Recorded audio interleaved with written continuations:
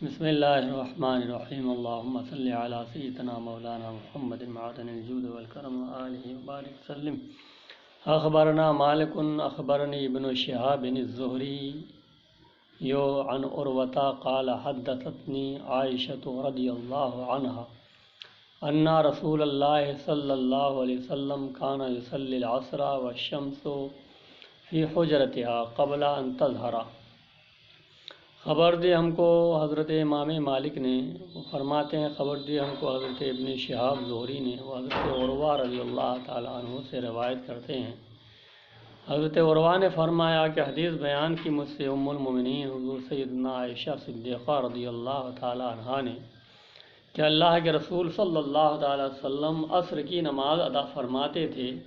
حال یہ کہ آفتاب آپ کے حجرے میں یعنی ام المومنین کے حجرے میں ہوتا تھا۔ آفتاب یعنی دھوپ،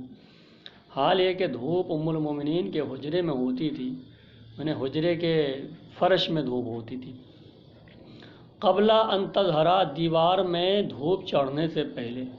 یعنی سورج اوپر ہوتا تھا، کچھ اونچا ہوتا تھا، عصر کے وقت میں سورج اونچا ہوتا تھا، اور اول وقت میں نبی کریم صلی اللہ علیہ وسلم عصر کی نماز عطا فرماتے تھے، اور اس وقت جو ہے دھوپ جو ہے جب سورج اونچا ہی رہتا تھا تو دھوپ جو ہے فرش پہ پڑتی تھی، سمجھ گئے؟ تو سورج خوب نیچا نہیں ہوتا تھا، خوب نیچا اگر ہو تو دھوپ دیوار پہ چڑھ جاتی ہے، تو ایسا نہیں ہوتا تھا، بلکہ سورج کچھ اونچا ہی رہتا تھا اور دھوپ جو ہے حجرے کے فرش میں پڑتی تھی۔ قبل ان تظہر، دیوار میں ظاہر ہونے سے پہلے، تظہر کا مطلب ظاہر ہونے سے پہلے، ظاہر ہونے کا مطلب دیوار میں ظاہر ہونے سے پہلے، دیوار میں دھوپ ابھی نہیں آتی تھی۔ تو اس وقت نبی کریم علیہ الصلوۃ والسلام جو ہے عصر کی نماز ادا فرماتے تھے۔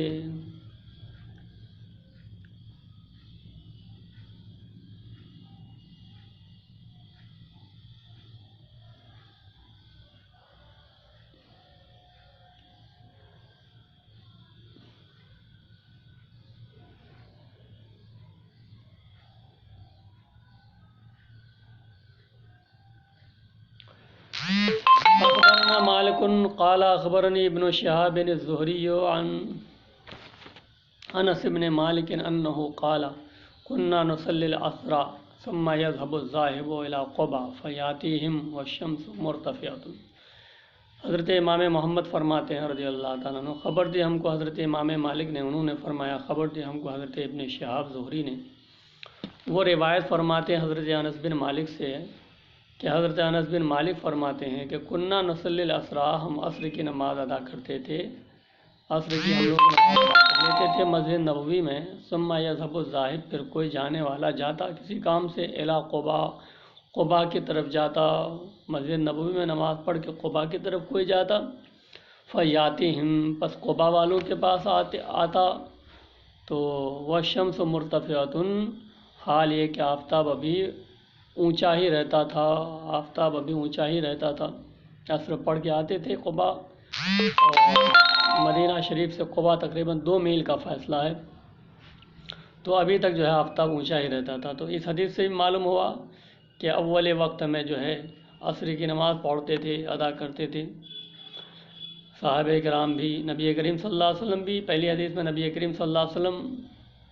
معلوم ہوا کہ نبی کریم صلی اللہ علیہ وسلم اول وقت میں عصر کی نماز ادا فرماتے تھے۔ اس دوسری حدیث سے معلوم ہوا کہ صحابہ بھی اول وقت میں عصر کی نماز ادا فرماتے تھے۔ اخبرنا مالک اخبرنا اسحاق بن عبد اللہ بن ابی طلحہ عن انس بن مالک قال كنا نصلي العصر ثم يخرج الانسان الى بني عمرو بن عوف فيجدهم يصلون العصر۔ خبر دی ہم کو حضرت امام مالک نے، فرماتے ہیں خبر دی ہم کو حضرت اسحاق بن عبداللہ بن ابو طلحہ نے، وہ حضرت انس بن مالک سے روایت کرتے ہیں، انہوں نے فرمایا کہ ہم عصر کی نماز ادا کرتے تھے۔ حضرت انس بن مالک فرماتے ہیں، یہاں بھی حضرت انس بن مالک تھے اس حدیث میں کہ حضرت انس بن مالک فرماتے ہیں کہ ہم عصر کی نماز ادا کرتے تھے، پھر کوئی انسان جاتا نکلتا قبیلے بنی عمرو بن عوف کی طرف، قبیلے عمرو بن عوف کی طرف نکلتا، فیجدہم، تو ان کو پاتے، دور تھا ان کا قبیلہ، تو ان کو پاتے کہ وہ عصر کی نماز ادا کرتے تھے، عصر کی نماز وہ ادا کرتے تھے۔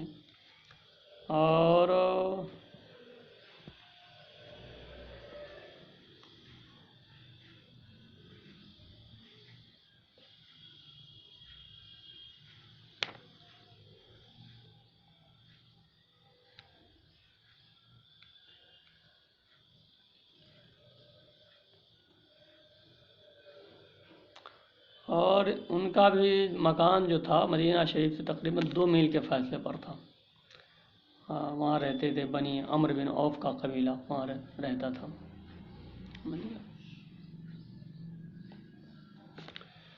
تو یہ حدیث سے بھی معلوم ہوا کہ یہ صحابہ کرام نے بنی عمرو بن عوف کے صحابہ کرام میں جو صحابہ تھے وہ بھی عصر کی نماز اول وقت میں پڑھتے تھے۔ قال محمد، حضرت امام محمد نے فرمایا ان تینوں حدیث کی روشنی میں کہ قال محمد، حضرت امام محمد نے فرمایا تاخیر العصر افضل، عصر کی تاخیر افضل ہے ہمارے نزدیک اس کی تاجیل سے۔ ہمارے نزدیک یہ ہے کہ تاجیل ہو۔ ان تینوں حدیثوں سے معلوم ہوا کہ جلدی ہو عصر کی نماز، مگر ہمارے نزدیک یہ ہے کہ عصر کی نماز، عصر کی تاخیر افضل ہے ہمارے نزدیک اس کی تاجیل سے۔ تاجیل کتنی سمجھ گئے؟ یہ اس کی تاجیل سے تاخیر کتنی کہ جب تو پڑھے اس کو حال یہ کہ آفتاب روشن ہو، صاف ہو، یہ نہیں کہ زردی آ جائے بلکہ صاف ہو اور روشن ہو،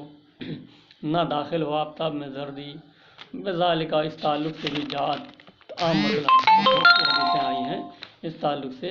کہ عصر کی نماز نبی کریم صلی اللہ علیہ وسلم نے اخیر وقت میں ادا فرمائی۔ یہی فرمان حضور سے امام اعظم ابو حنیفہ کا ہے، اور بعض فقہا نے فرمایا ہے کہ عصر کا نام عصر رکھا گیا اسی لیے رکھا گیا کہ وہ نچوڑ لیا جاتا ہے، وہ وقت پورے دن کا نچوڑا ہوا وقت ہے، اس لیے اس کو عصر کہتے ہیں۔ عصر اور توسر عصر کا معنی نچوڑنا، اور وہ اخیر میں پڑھی جاتی ہے اس لیے اس کو عصر کہتے ہیں۔ باب ابتداء الوضوء، یہ باب ہے وضو کے شروع کرنے کے بیان میں۔ اخبرنا مالک اخبرنا عمرو بن یحیی بن عمارۃ بن ابی حسن المازنی عن ابیہ یحیی انہ سمع جدہ ابا حسن یسألہ عبد اللہ بن زید بن عاصم وکان من اصحاب رسول اللہ صلی اللہ علیہ وسلم قال هل تستطيع ان تريني كيف كان رسول الله صلى الله عليه وسلم يتوضا؟ قال عبد الله بن زيد نعم، فدعا بوضوء فأفرغ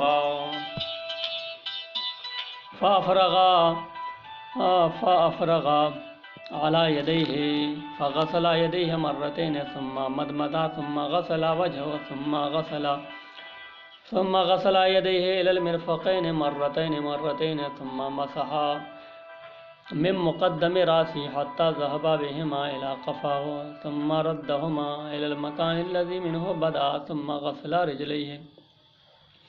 خبر دے ہم کو حضرت امام مالک نے خبر دے ہم کو حضرت عمر بن یحییٰ بن عمارہ بن ابو حسن مازنی نے، وہ اپنے والد حضرت یحییٰ سے، حضرت عمر اپنے والد یحییٰ سے روایت کرتے ہیں کہ حضرت یحییٰ نے سنا اپنے دادا سے، حضرت یحییٰ کے دادا کون ہے؟ ابو حسن مازنی، اپنے دادا ابو حسن سے سنا کہ حضرت ابو الحسن نے پوچھا حضرت عبداللہ بن زید بن عاصم کو، اور حضرت عبداللہ بن زید بن عاصم کون ہیں؟ رسول کریم صلی اللہ علیہ وسلم کے صحابہ میں سے ہیں۔ قالا، فرمایا حضرت عرض کیا حضرت ابو الحسن نے عرض کیا حضرت عبداللہ بن زید سے کہ کیا آپ ہمیں دکھا سکتے ہیں کہ کیسے اللہ کے رسول صلی اللہ علیہ وسلم وضو بناتے تھے؟ تو حضرت عبداللہ بن زید جو صحابی تھے انہوں نے کہا ہاں۔ تو فدعا، تو حضرت عبداللہ بن زید نے منگایا بوضوء، وضو کا پانی، واو پر زبر ہو تو اس کا معنی تھا پانی، وضو کا پانی۔ فافرغا، تو انہوں نے انڈیلا اپنے دونوں ہاتھوں پر، تو پھر دھویا اپنے دونوں ہاتھوں کو 2 بار، مرتين 2 بار دھویا، یعنی ایک بار اس ہاتھ کو ایک بار اس ہاتھ کو۔ ثم مضمض، پھر کلی فرمائے، ثم غسل وجهه ثلاثا، پھر چہرے کو 3 بار دھویا، ایک بار دونوں ہاتھوں کو دھویا، دونوں کلائی کو، پھر چہرہ دھویا۔ ثم غسل يديه الى المرفقين، پھر دھویا اپنے دونوں ہاتھوں کو، مرتين 2 بار کونی سمیت۔ ثم مسح من مقدم راسی، پھر جو ہے مسح فرمایا اپنے سر کے اگلے حصے سے،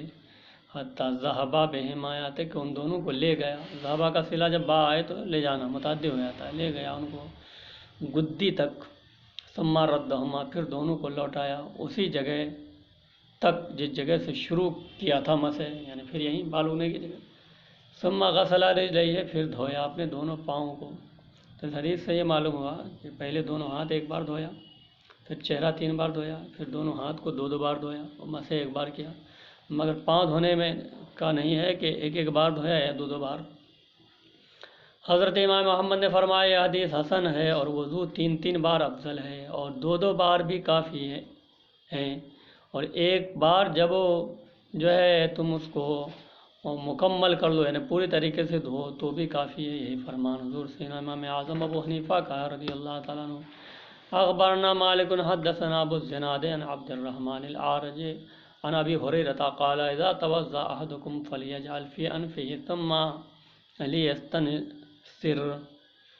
خبر دے ہم کو حضرت امام مالک نے، انہوں نے فرمایا، حدیث بیان کی حضرت ابو الزناد نے ہم سے، وہ حضرت عبد الرحمن عارج سے روایت کرتے ہیں، وہ حضرت ابو ہریرہ سے روایت کرتے ہیں رضی اللہ تعالیٰ عنہ۔ حضرت ابو ہریرہ نے فرمایا رضی اللہ تعالیٰ عنہ کہ جب تم میں سے کوئی وضو بنائے تو چاہیے کہ وہ اپنی ناک میں انگلی کرے، پھر اسے جھاڑے، چاہیے کہ جھاڑے، بائیں ہاتھ کی چھوٹی انگلیاں ناک کے اندر کرے، پھر اس سے جھاڑے بائیں ہاتھ سے۔ اخبرنا مالک حدثنا الزهري عن ابي ادریس الخولانی عن ابی ہریرہ ان رسول اللہ صلی اللہ تعالی وسلم قال من توضأ فلیستنثر ومن استجمر فلیوتر۔ خبر دے ہم کو حضرت امام مالک نے حدیث بیان کی ہم سے حضرت زہری نے، وہ حضرت ابو ادریس خولانی سے، وہ حضرت ابو ہریرہ سے کہ اللہ کے رسول صلی اللہ علیہ وسلم نے فرمایا جو وضو کرے تو چاہیے کہ وہ اپنی ناک صاف کرے، اور جو ڈھیلے کا استعمال، ڈھیلا پتھر کا استعمال کرے تو چاہیے کہ وہ بے جوڑ استعمال کرے۔ حضرت امام محمد نے فرمایا کہ اسی پر ہمارا عمل ہے کہ مناسب ہے وضو بنانے والے کے لیے کہ کلی کرے اور ناک کو صاف کرے، اور مناسب ہے اس کے لیے وضو بنانے کے لیے نیز یہ کہ وہ جو ہے پتھر کا استعمال کرے، یعنی وضو سے پہلے استنجا کے بعد، اور پتھر کا استعمال کرنا یہ پاکی حاصل کرنا ہے۔ یہی فرمان حضور سے امام اعظم ابو حنیفہ کا ہے۔ اخبرنا مالک اخبرنا نعیم بن عبد الله المجمری انه سمع ابا هريرة يقول من توضأ فاحسن وضوءه ثم خرج عامدا الى الصلاة فهو في صلاة ما كان يعمد وانه تكتب له باحدى خطوتيه حسنة وتمحى عنه بالاخرى سيئة فان سمع احدكم الاقامة فلا يسع فإن أعظمكم أجرا أبعدكم دارا قالوا لما يا أبا هريرة قال من أجل كثرة الخطا۔ خبر دے ہم کو حضرت امام مالک نے، خبر دے ہم کو حضرت نعیم بن عبداللہ نے، عبداللہ مجمر نے، انہوں نے سنا حضرت ابو ہریرہ سے فرماتے ہوئے، فرمایا حضرت ابو ہریرہ نے رضی اللہ تعالیٰ عنہ جو وضو بنائے تو اچھا وضو بنائے، اچھی طریقے سے، پھر نکل جائے وہ وضو بنا کر کے نماز کے ارادے سے، نماز کا قصد کرتے ہوئے مسجد کی طرف نکل جائے تو فرماتے فہو فی صلاۃ، گویا کہ وہ نماز ہی میں ہے، راستے میں آ رہا ہے تو گویا کہ وہ نماز ہی میں ہے، ما کان یعمد، جب تک وہ نماز کے ارادے سے آ رہا ہے، وَأَنَّهُ تُكْتَبُ لَهُ بِأَحْدَى خُطْوَتِهِ، اور لکھا جاتا ہے ان کے قدموں میں سے ہر ایک قدم کے بدلے لکھی جاتی ہے حسنۃ، ایک نیکی، وَتُمْحَى عَنْهُ بِالْأُخْرَى، اور مٹا دی جاتی ہے دوسرے قدم سے ایک گناہ، یعنی ایک قدم اٹھائے تو ایک نیکی، پھر دوسرا قدم اٹھائے تو ایک گناہ مٹا دیا جاتا ہے، پھر قدم اٹھایا پھر نیکی، پھر قدم اٹھایا تو ایک گناہ مٹا دیا جاتا ہے۔ فَإِن سَمِعَ أَحَدُكُمْ، پس اگر تم میں سے کوئی سنے اقامت، تکبیر، راستے میں ہے، گلی میں ہے، کوئی آ رہا تھا، جب تک تکبیر کہہ دی مکبر نے تو فلا یسا، وہ دوڑتا ہوا نہ آئے کہ کہیں ہماری رکعت نہ چھوٹ جائے، بلکہ اطمینان سے جیسے آ رہا تھا ویسے آئے، تیز دوڑے نہ، فلا یسا، تو دوڑے نہ، ہاں تیز قدم تو کر سکتا ہے، تیز قدم کرنا منع نہیں ہے تاکہ نماز کا اکثر حصہ مل جائے، دوڑنا منع ہے۔ فلا یسا، تو نہ دوڑے، فإن أعظمكم، پس بے شک تم میں سے زیادہ جو ہے اجر کے اعتبار سے وہ ہے جو گھر کے اعتبار سے زیادہ دور ہے۔ مسجد نبوی سے جس کا گھر دور ہوتا تھا، فرمایا کہ وہ ثواب ان کو بھی زیادہ ملے گا، کیونکہ زیادہ قدم اٹھائیں گے تو ہر قدم پہ نیکی اور ہر قدم پہ ایک گناہ مٹا دیا جائے گا۔ تو فرمایا کہ اجر کے اعتبار سے تم میں سے سب سے زیادہ وہ ہے جس کا گھر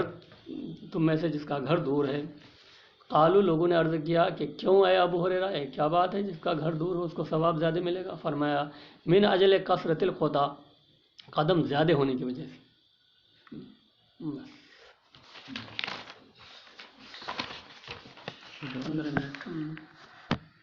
بس